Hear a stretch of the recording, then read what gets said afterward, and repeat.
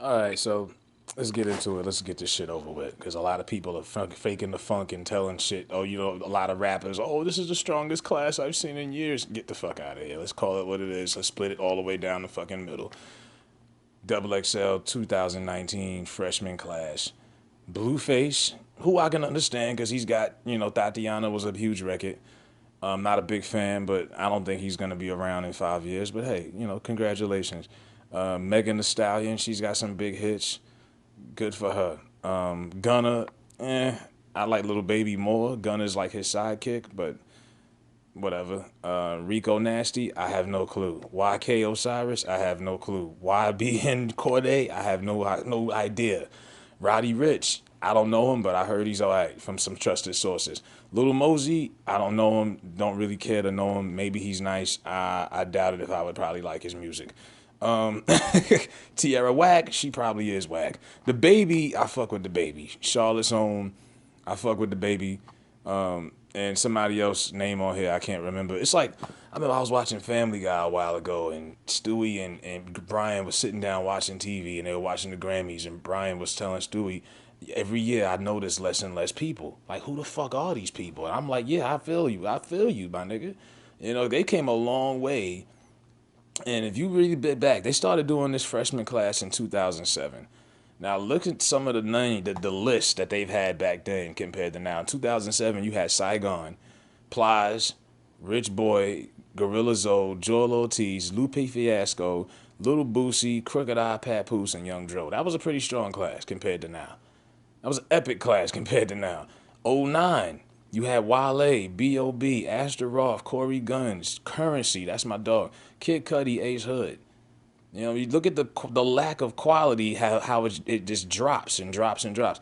2010, strong, probably the strongest class. J. Cole, Nipsey Hussle, rest in peace. Freddie Gibbs, Big Sean, Wiz Khalifa, OJ the Juice Man, J Rock. They used to put together some really good lists, and they would have some respectable artists on there. And most of these artists I just named are still relevant to this day, and most of them have dropped platinum albums, classics. Some of them Grammys, critically acclaimed. I mean, 2011, Meek Mill, Big Crit, Mac Miller, rest in peace, Kendrick Lamar, YG. This is what the list went from that to this. 2012, you had Future, Kid Ink, French Montana. I don't know how they put Macklemore, but they had Macklemore in there, Machine Gun Kelly, Iggy Azalea too, yeah, and Roscoe Dash, yeah. Uh, Even 2013 was dope though. I mean, Schoolboy Q, Joey Badass, Absol, Action Bronson, Travis Scott, Chief Keef. I mean, they've had some. Now the last, even 2014, Chance the Rapper, Rich Homie Quan, Little Durk, Ty Dolla Sign, Kevin Gates, Troy Ave, Vic Mensa, Little Bibby, August Alsina. I mean, they've always had some credible lists. And I'd say last year and the year before was whack. And the last decent list was 2016, based off hit records. It might have been their strongest list in the last 5 years because you had Lil Uzi, Lil Yachty, Kodak Black, Denzel Curry, G Herbo, Dave East, Lil Dicky, Designer, 21 Savage. This list here, I mean, I understand the baby. I can understand Meg. I can understand Blueface. I'm lost on the rest of it. I'm sorry, and I'm not trying to be negative. I'm just being honest. This list gets worse and worse by quality every year, and if you don't believe it, like I say, look it up and look at the list for the last 12 years or whatever. It's gotten worse. It's gotten way worse, and it's like hip hop is supposed to progress, not and evolve. It's supposed to progress and get better and evolve, not get worse. And the quality has gotten worse. What you have now is quantity has been replaced with quality.